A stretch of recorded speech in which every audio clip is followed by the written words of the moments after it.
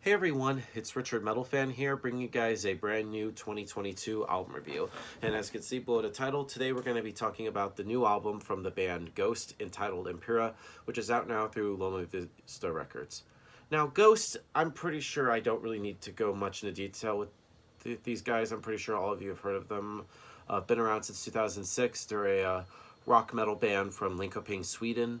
And Ghost, for me, I really dig these guys' stuff. They kind of have like a very 70s kind of vibe to them. Kind of sound similar to like Sabbath a little bit, and maybe hints of like classic rock like Blue Oyster Cult. Um, yeah, and I know, and they're pretty much obviously are known for their gimmicks and imagery and stuff like the big pope and the satanic kind of themes that go along with their music, mixed with sort of like the classic hit rock from like 70s or even the 60s. And I know a lot of people will kind of make fun of Ghost because of the whole imagery and stuff and the whole gimmick that they're pretty much associated with. But honestly, if you look past all that shit, you'll like them, and I dig them. I know, and they're actually a really good band. I know mostly it's like their fan base is pretty annoying, but other than that, though, they're really great. And this is overall the band's fifth full-length album. This follows up their previous album that came out in 2018, Prequel, and I thought that was pretty good. But this album, I think, is a step up from that. It's just really just classic, just very rockin', having almost kind of also has some horror kind of themes to it. Um, and one thing to note, the production on this album is great. I definitely think Ghost always has a great production. It just has that classic kind of feel to it. And the vocals from Papa Emeritus 4, who obviously is really known as AKA Tobias Forge. I think Tobias or slash Papa's voice have really just shows really great. And of course, the Nameless Ghouls do a great job backing up with like the guitars are pretty tight, the bass is pretty audible, drumming's pretty solid, and the keys pretty much add a lot of like depth and atmosphere to it. So without further ado, let's dive into this album track by track. Now, starting things off is Imperium. Now, Imperium is sort of like a starts with a very kind of like slow marching snare drum, which prepares listeners to know what's expected for this album, and it goes right into a Caesarion. I can't even fucking say the name. I just love how the strings and the guitar feedback just lead straight into like that opening riff, soon by sort of like Papa's massive scream. And I think this is a very high paced jam, full in the tradition of like sort of like Deep Purple style of rock.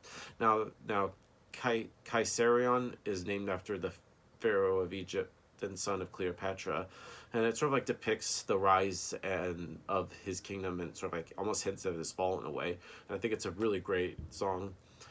Next up is Spillways. Now, Spillways is pretty much where Papa gets into like the falsetto before going into like a very wordy chorus that invites you to share like your burning yearning leads to bleed. And it has a great guitar solo that pretty much twists and turns and it just goes really into the world of Ghost.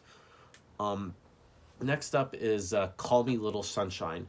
Now, this song is a pretty slow tempo song, which kind of reminds me of the song Cerisi from, I believe, Meliora. Or was it? I can't fucking know what songs are on the albums. But anyway, Call Me Little Sunshine has a very great hook, and despite the title, it's a very dark sounding song which talks lyrically about calling out the devil, and the snare really snaps in, and it also has the repeated roll and the riff and the solo, and I also love the organ led breakdown too. That I think the song would just go really great live. um Next song on the album is called Hunter's Moon. Now, when I first heard this song, I didn't really think much about it at first upon the release of this song when it came out last Halloween. But over time, this song definitely grew on me with more listens, and it pretty much makes sense to me. It's a very hard rocking single full of like demonic kind of like bluster and just thunder all around.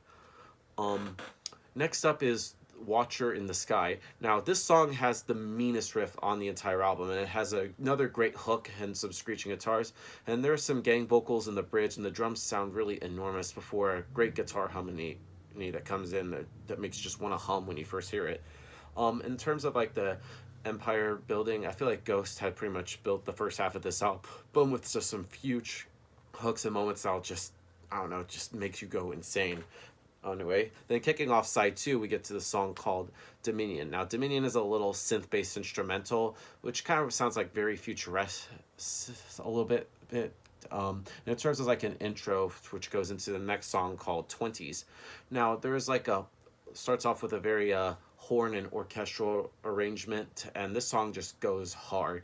And Papa is full in with his demonic voice with whispered backing vocals over a very thrashy riff.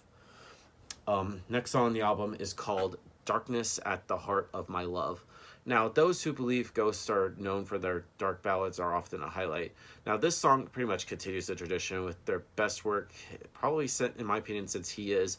And I feel like they really go kind of very 80s with very acoustic guitars and some killer leads, all backed by a very powerful rhythm section and a really great drum sound. Then we get to can't even speak today. Griftwood.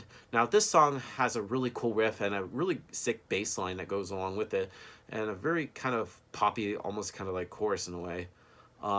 Bite of Passage. Now, this is just a really short little instrumental, which is very gothic sounding, which leads into the final song on the album called Respite of the Spital Fields. Now, I feel like it just counts the end of Empires. I just feel like in the bridge in this song just has like really venom to it before the chorus just soars through the heavens. And I think it's a really good way to end this album.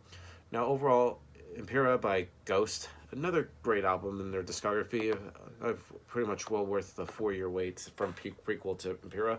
So if I had to give this album a score, I'm going to give Impera by Ghost a solid 8.5 or a 9 out of 10. So yeah, that's my review of the new Ghost album, guys. Let me know in the comments what you guys think about it, and I'll see you all in the next video. And as always, keep it metal.